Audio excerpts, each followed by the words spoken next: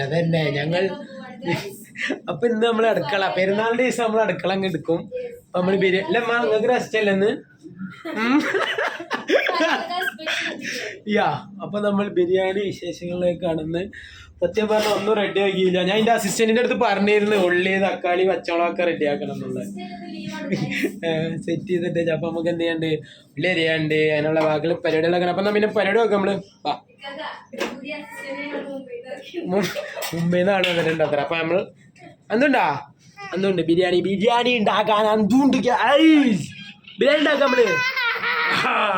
ബിരിയാണി ഉണ്ടാക്ക റെഡി ആക്കാണ്ട് പറയും എല്ലാരും വായോ. പക്ഷെ നമുക്കിതാ സവാള മൊത്തം അരിഞ്ഞ് തീർക്കണ്ട്. അരി നമ്മള് ഡിക്കാക്ക വന്നിട്ടുണ്ട്. ശരിയില്ലേ ഞാൻ തന്നെ അറിയാം. മറ്റേ വീഡിയോ എടുക്കാനാ കാക്ക വീഡിയോ എടുത്തു തരാന്ന്.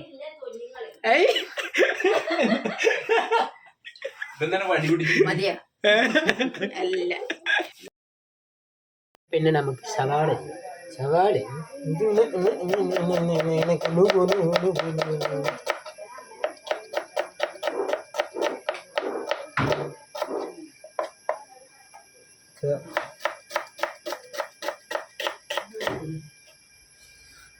ധരിയാട്ടാ മത്തരിഞ്ഞ് കഴിഞ്ഞ്.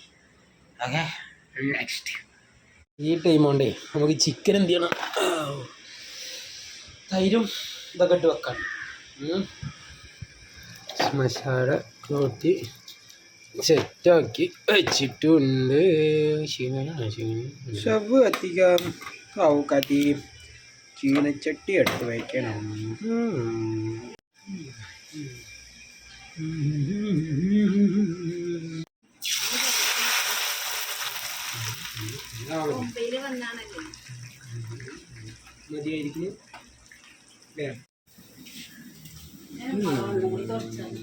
നല്ലതാണ്, തുടച്ചോളൂ. ഏതാ ദുബായിന്ന് കോൾ ചെയ്തിരിക്കുകയാണ്.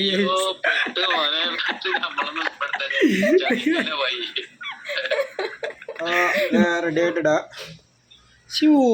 ഇനി ബാക്കി ഇനി നമുക്ക് ചിക്കനുമൊക്കെ ഇടണം. ചിക്കൻ സെറ്റ് ആയിക്കൊണ്ടിരിക്കലോ. സവാള ഇത് വയറണം. ഇതിങ്ങനെ വയറ്റി ഓക്കെ സെറ്റ് ആയിക്കൊണ്ടിരിക്കാം. ഉപ്പിൻ്റെ കുറവുണ്ട്.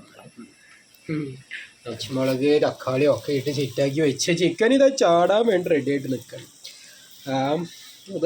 ഒന്നുകൂടിയാണ് സെറ്റ് ആവട്ടെ.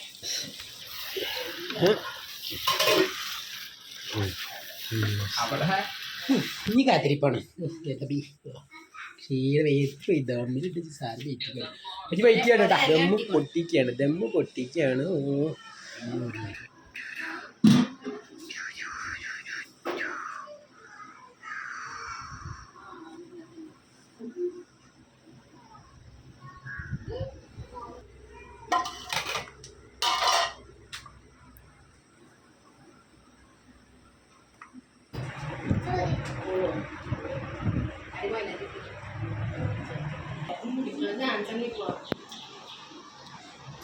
ഞാൻ ഉണ്ടാക്കിയോണ്ട് ഞാൻ പറയല്ല. എങ്ങനെയുണ്ട് ബിരിയാണി? ഉണ്ട് കഴിച്ചില്ലായി. ഇപ്പം എങ്ങനെ